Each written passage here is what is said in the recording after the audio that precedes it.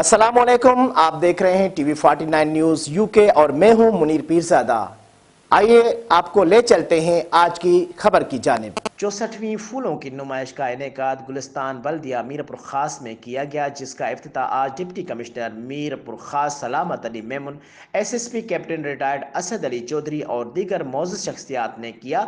गुलिस्तान बल्दिया में फूलों की नुमाइश के साथ साथ मुख्तलिफ स्टॉल्स भी सजाए गए थे और थर पार करके अक्कासी दिखाने के लिए रहन सहन भी दिखाया गया। शहरियों की भरपूर आमद का सिलसिला जारी। नुमाइश का सिलसिला 3, 4 और 5 मार्च तक जारी रहेगा। नुमाइश में मुख्तलिफ स्कूल्स कॉलेजेस के बच्चों की शिरकत ने नुमाइश को 4 चांद लगा दिए।